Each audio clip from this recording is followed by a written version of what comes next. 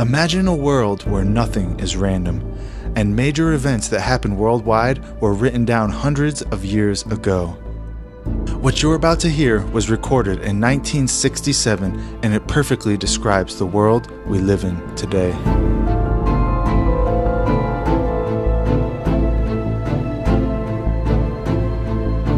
What was the secret? The all-seeing eye, symbols of the guardians of the treasure. Recorded by Myron C. Fagan, a famous Hollywood writer who rose through the ranks of the Hollywood elite, uncovering some nasty secrets along the way. He made it his life's work to expose the darkness that he personally saw with his own two eyes. This recording is a culmination of his life's work, and through a historical lens, he reveals what's been hiding in the shadows for hundreds of years.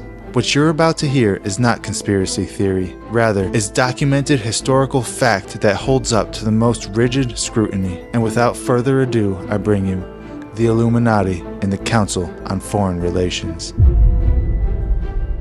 The question of how and why the Illuminati is the crux of the great conspiracy to destroy the sovereignty of the United States and the enslavement of the American people within a UN one-world dictatorship is a complete and unknown mystery to the vast majority of the American people. The reason for this unawareness of the frightening danger to our country and to the entire free world is simple. The masterminds behind this great conspiracy have absolute control of all of our mass communications media, especially television, the radio, the press, and Hollywood. Do you have any people being paid by the CIA who are contributing to a major circulation American journal?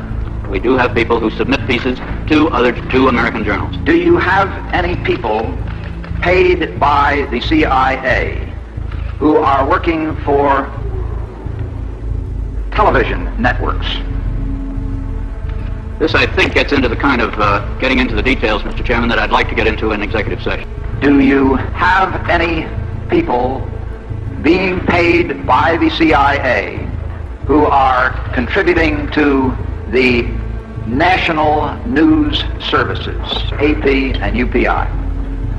Well, again, I think we're getting into the kind of detail, Mr. Chairman, that I'd prefer to handle in executive session. We all know that our State Department, the Pentagon, and the White House have brazenly proclaimed that they have the right and the power to manage the news, to tell us not the truth, but what they want us to believe. They have seized that power on orders from their masters of the great conspiracy. And the objective is to brainwash the people into accepting the phony peace bait to transform the United States into an enslaved unit of the United Nations one world government. Let me clarify the meaning of the expression, "He is a liberal." The enemy, meaning the one world conspirators, have seized upon that word liberal as a cover-up for their activities.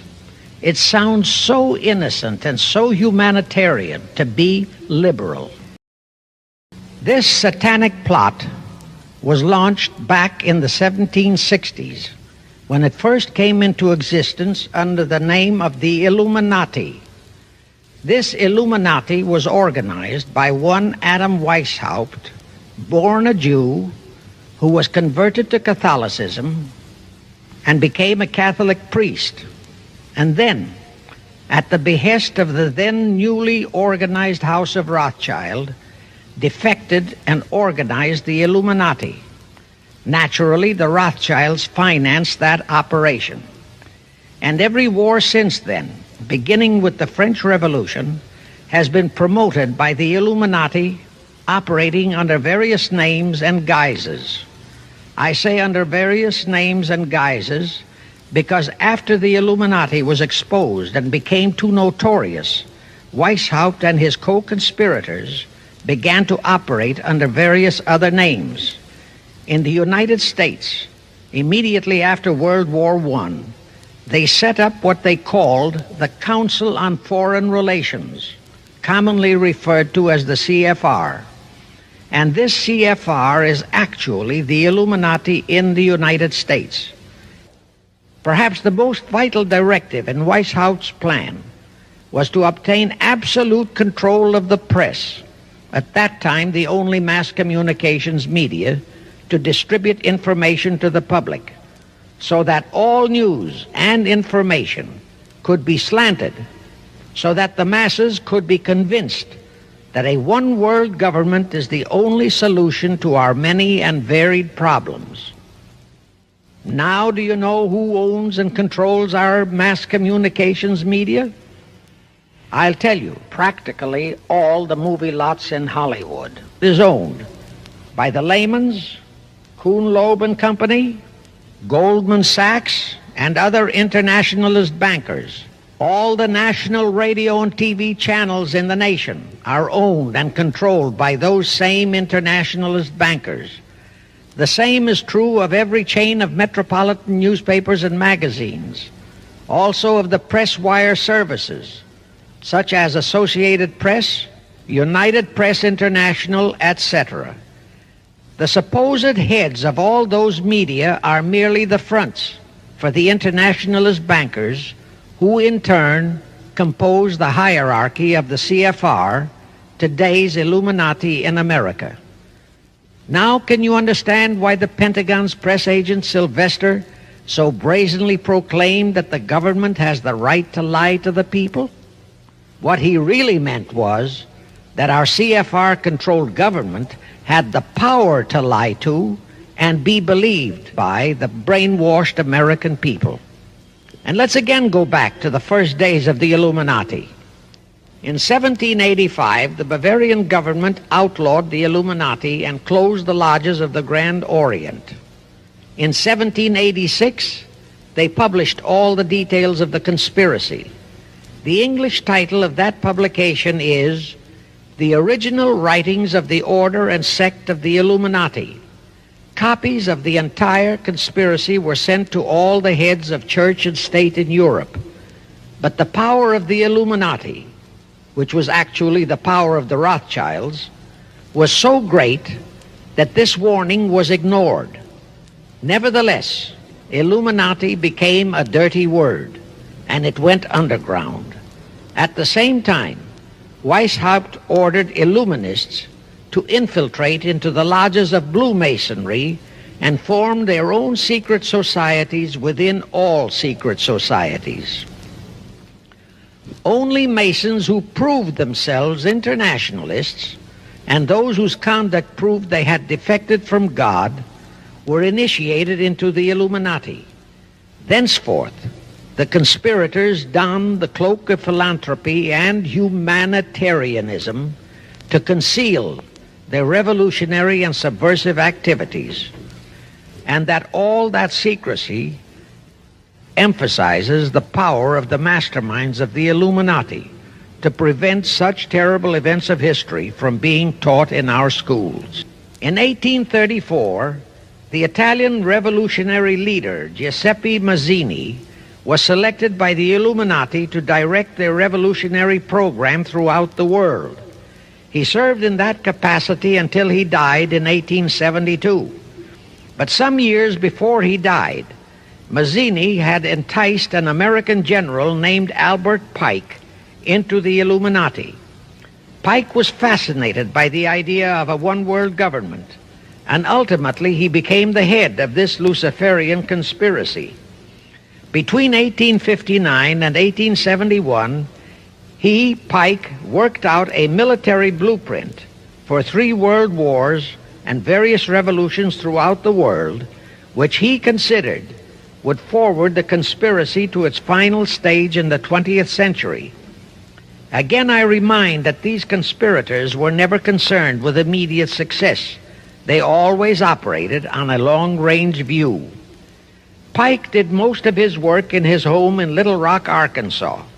But a few years later, when the Illuminati's lodges of the Grand Orient became suspect and repudiated because of Mazzini's revolutionary activities in Europe, Pike organized what he called the new and reformed Palladian Rite. He set up 3 supreme councils, one in Charleston, South Carolina, one in Rome, Italy, and the third in Berlin, Germany. He had Mazzini establish 23 subordinate councils in strategic locations throughout the world. These have been the secret headquarters of the world revolutionary movement ever since. Long before Marconi invented radio, the scientists in the Illuminati had found the means for Pike and the heads of his councils to communicate secretly. It was the discovery of that secret that enabled intelligence officers to understand how apparently unrelated incidents, one such as the assassination of an Austrian prince at Sarajevo, took place simultaneously throughout the world, which developed into a war or a revolution. Pike's plan was as simple as it has proved effective.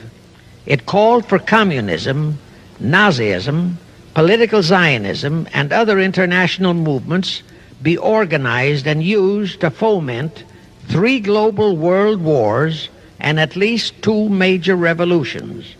The First World War was to be fought so as to enable the Illuminati to destroy Tsarism in Russia, as vowed by Rothschild after the Tsar had torpedoed his scheme at the Congress in Vienna, and to transform Russia into a stronghold of atheistic communism. The differences stirred up by agents of the Illuminati between the British and German empires were to be used to foment this war.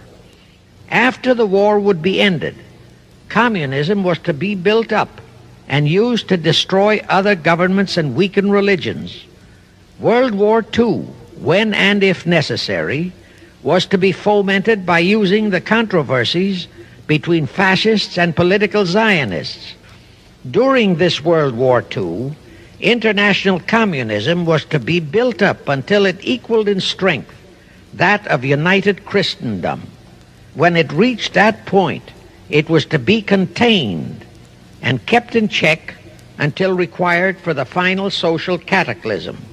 As we know now, Roosevelt, Churchill, and Stalin put that exact policy into effect, and Truman, Eisenhower, Kennedy, and Johnson continued that same exact policy. World War III is to be fomented by using the so-called controversies the agents of the Illuminati, operating under whatever new name, are now stirring up between the political Zionists and the leaders of the Muslim world. That war is to be directed in such a manner that all of Islam and political Zionism, Israel, will destroy each other, while at the same time the remaining nations, once more divided on this issue, will be forced to fight themselves into a state of complete exhaustion, physically, mentally, spiritually, and economically. Now, can any thinking person doubt that the intrigue now going on in the Near, Middle, and Far East is designed to accomplish that satanic objective? Pike himself foretold all this in a statement he made to Mazzini on August 15, 1871. Pike stated that after World War III is ended, those who will inspire to undisputed world domination will provoke the greatest social cataclysm the world has ever known. Quoting his own words, taken from the letter he wrote to Mazzini, and which letter is now catalogued in the British Museum in London, England, he said, "We shall unleash the nihilists and the atheists, and we shall provoke a great social cataclysm which in all its horror will show clearly to all nations the effect of absolute atheism, the origin of savagery and of most bloody turmoil.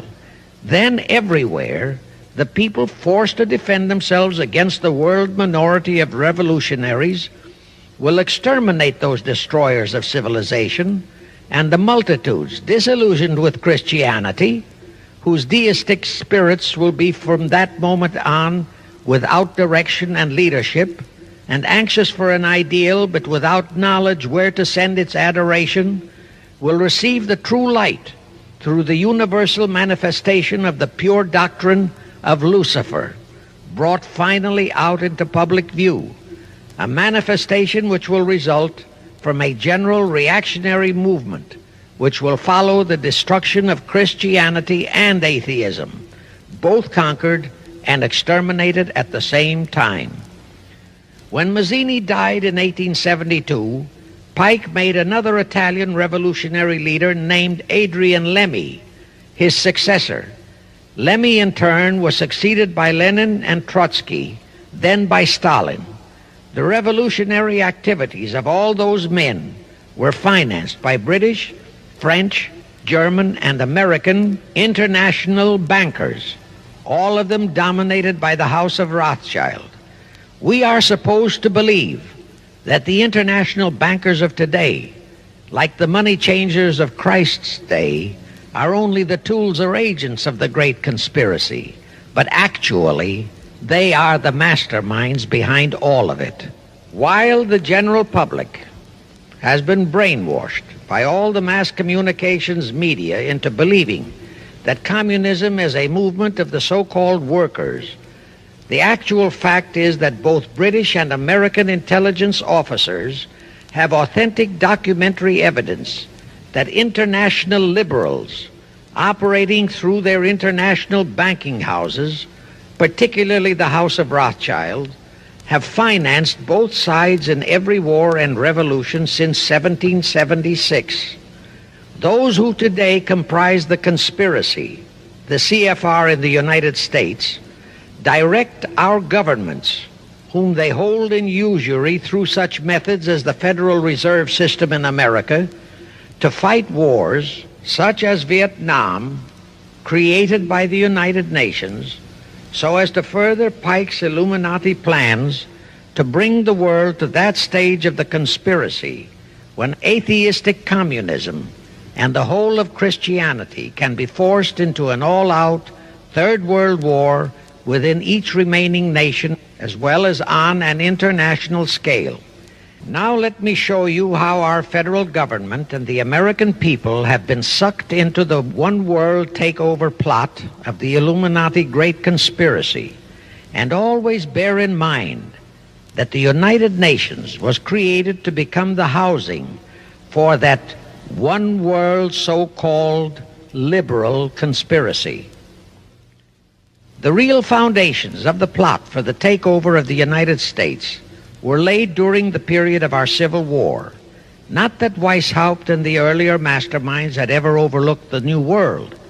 Weishaupt had his agents planted over here as far back as the Revolutionary War. But George Washington was more than a match for them. It was during the Civil War that the conspirators launched their first concrete efforts. We know that Judah Benjamin, chief advisor of Jefferson Davis, was a Rothschild agent. We also know that there were Rothschild agents planted in Abraham Lincoln's cabinet who tried to sell him into a financial dealing with the House of Rothschild. But old Abe saw through the scheme and bluntly rejected it, thereby incurring the undying enmity of the Rothschilds. Investigation of the assassination of Lincoln revealed that the assassin, Booth, was a member of a secret conspiratorial group. Because there were a number of highly important government officials involved, the name of the group was never revealed, and it became a mystery, exactly as the assassination of Jack Kennedy still is a mystery. Anyway, the ending of the Civil War destroyed, temporarily, all chances of the House of Rothschild to get a clutch on our money system, such as they had acquired in Britain and other nations in Europe. I say temporarily because the Rothschilds and the masterminds of the conspiracy never quit. So they had to start from scratch, but they lost no time in getting started. Shortly after the Civil War, a young immigrant who called himself Jacob H. Schiff arrived in New York. Jacob was a young man with a mission for the House of Rothschild. Jacob was the son of a rabbi, born in one of Rothschild's houses in Frankfurt, Germany. I won't go deeply into his background. The important point is that Rothschild recognized in him not only a potential money wizard, but more important, he also saw the latent Machiavellian qualities in Jacob that could, as it did, make him an invaluable functionary in the great one-world conspiracy. After a comparatively brief training period in the Rothschilds' London bank, Jacob left for America with instructions to buy into a banking house, which was to be the springboard to acquire control of the money system of the United States. Actually, Jacob came here to carry out 4 specific assignments. Number 1, and most important, was to acquire control of America's money system. Number 2, find desirable men who, for a price, would be willing to serve as stooges for the great conspiracy and promote them into high places in our federal government, our Congress, in the U.S. Supreme Court, and all federal agencies. Number 3, create minority group strife throughout the nations, particularly between whites and blacks. Number 4, create a movement to destroy religion in the United States, but Christianity to be the chief target. The headquarters of the great conspiracy in the late 1700s was in Frankfurt, Germany, where the House of Rothschild had been established by Mayer Anschelm, who adopted the Rothschild name and linked together other international financiers who had literally sold their souls to the devil. After the Bavarian government's exposure in 1786, the conspirators moved their headquarters to Switzerland, then to London. Since World War II, after Jacob Schiff, the Rothschilds' boy in America, died, the headquarters of the American branch has been in the Harold Pratt Building, New York, and the Rockefellers, originally protégés of Schiff, have taken over the manipulation of finances in America for the Illuminati. In the final phases of the conspiracy, the one-world government will consist of the king dictator, head of the United Nations, the CFR, and a few billionaires, economists, and scientists who have proved their devotion to the great conspiracy. All others are to be integrated into a vast conglomeration of mongrelized humanity, actually slaves. What you just heard was a very small piece of that recording. The full recording is well over 2 hours in length and is widely available online. Just Google Myron Fagan CFR or Myron Fagan Illuminati and you can find several versions of it. Please leave a comment below and tell us what you think about this. And also, don't forget to hit that like button. Until next time, thank you all for watching. God bless you all.